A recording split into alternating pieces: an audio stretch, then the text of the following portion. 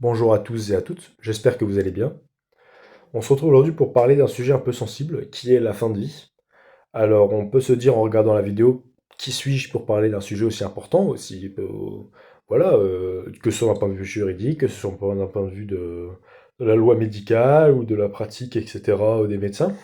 Ok, je ne suis pas grand-chose pour parler de ça, mais je travaille quand même dans le monde de la santé, et le peuple est souverain en France, on est dans une république, donc je pense que ce qui compte, au-delà de l'avis des juges et l'avis des médecins, ou voilà, c'est ce que souhaite le peuple, et c'est en ce nom c'est à ce nom que j'aimerais parler, donc voilà. Quant à tout, pour préciser un peu mon expérience, je suis actuellement en études d'infirmier, et je travaille en tant qu'aide-soignant, pour le moment. Donc, la principale vision de la fin de vie, c'est quoi? C'est une personne malheureuse qui souffre et qui n'a plus envie de vivre devrait avoir le droit de mettre fin à sa vie, que ce soit pour elle-même ou pour les autres, etc. Et moi, il faut savoir que je suis assez contre cette idée, parce que pour moi, ça ouvrirait la porte à beaucoup de choses négatives. Et il ne faut pas croire que les personnes âgées sont malheureuses. Moi, je travaille tous les jours auprès d'un public âgé. Ils peuvent rigoler, ils peuvent avoir des beaux moments, même si quelqu'un a Alzheimer et ne se rappelle plus de son nom, ne se rappelle, voilà, d'un point de vue extérieur, ça pourrait nous faire mal au cœur. Mais sachez que cette personne-là, quand on lui donne un biscuit, elle a un grand sourire parce qu'elle aime le sucre, par exemple.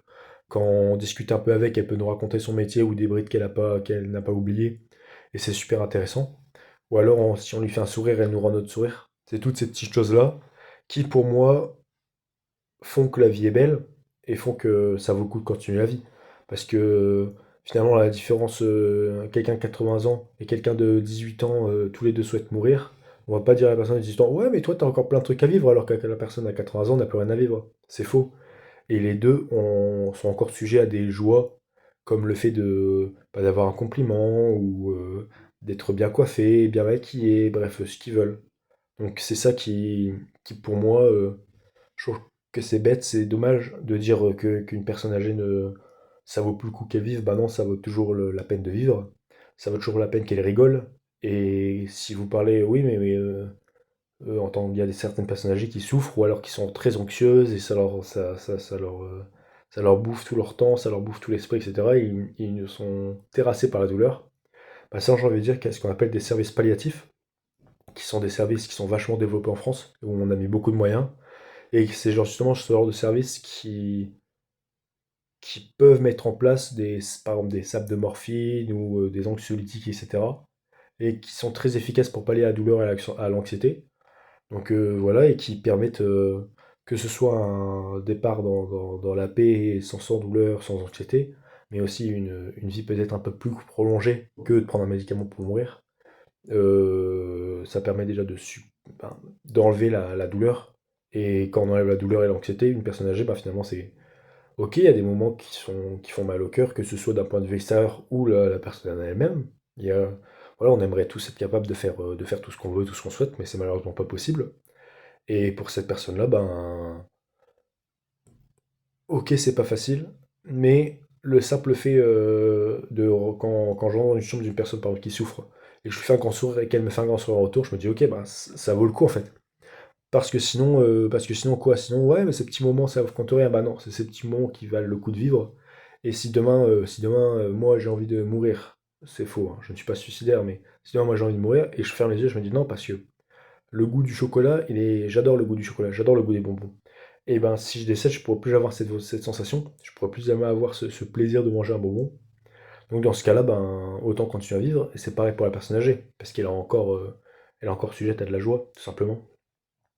Et aussi un autre point, plus dans l'ouverture, celui-ci, c'est, je trouve ça très dangereux de penser qu'on peut, d'un point de vue sociétal, qu'on peut mettre, entre guillemets, qu'on peut faire décéder des gens, que ce soit pas à leur demande ou pas, parce que même si pour l'instant on parle d'un sujet âgé, ok, la personne qui a 90 ans, c'est dans le sujet, mais si on commence à dire, ok, cette personne-là, 90 ans, si elle souffre, si c'est sa demande, si toute sa famille est d'accord et si on peut rien faire pour elle, on peut, on peut faire souffrir ses souffrances, enfin on peut faire arrêter ses souffrances au travers de la mort. Très bien, mais dans ce cas, c'est quoi la prochaine étape? C'est la personne handicapée qui visiblement souffre ou alors qui ne vit pas sa vie comme elle aimerait. Et dans ce cas-là, ok, bah on l'aide à mourir. Puis après, c'est quoi? C'est l'adolescent suicidaire qui souffre et qui n'arrive à rien faire. Et il dit, bah pourquoi il y en a qui peuvent mourir et pas moi? Faut que j'ai un handicap visible pour ça. Bah non, en fait, on doit favoriser la vie à tout moment. Et c'est important, on est là pour soigner les gens, on n'est pas là pour les aider à mourir. Et encore une fois, il y a des moyens qui existent et qui sont mis en place et qui sont très efficaces contre les gros problèmes comme la douleur ou comme l'anxiété. Donc autant vivre au maximum et ne pas s'engager sur cette pente de ah ben dès que tu vas un peu moyen, paf, tu peux passer l'arme à gauche. Bah non, en fait, essaye au maximum de respecter la vie, c'est important.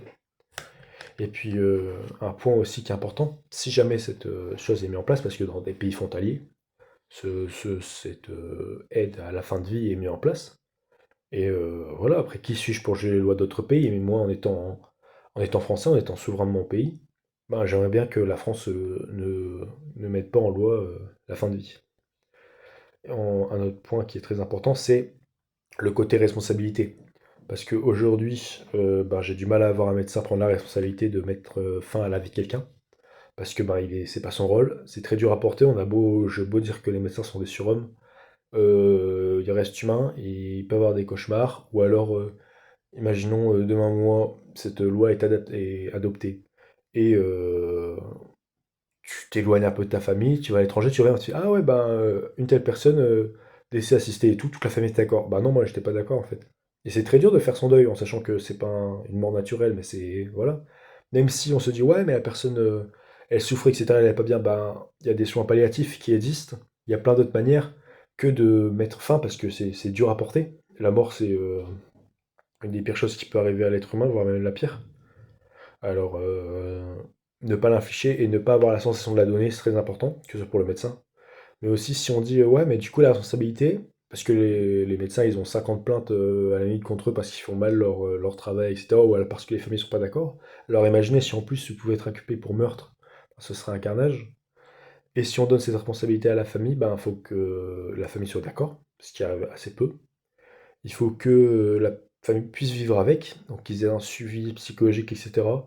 Et c'est pas la balance bénéfice-risque qui n'est pas en faveur de ce genre d'intervention. Il est plus en faveur d'une prise en charge sur la durée, d'un point de vue palliatif, et que la personne ait du courage. Alors voilà un peu ma vision. En contre-argument, je dirais que ben c'est toujours compliqué de voir une personne proche de nous souffrir, perdre que ce soit c'est des points de vue cognitifs ou du point de vue physique.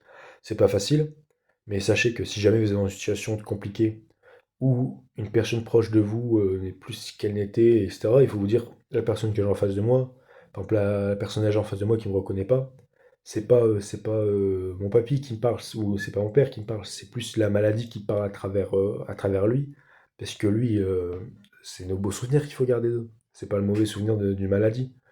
Et arrêter de laver quelqu'un à cause de sa maladie, je trouve ça dommage. Je trouve qu'il faut toujours voir la personne derrière.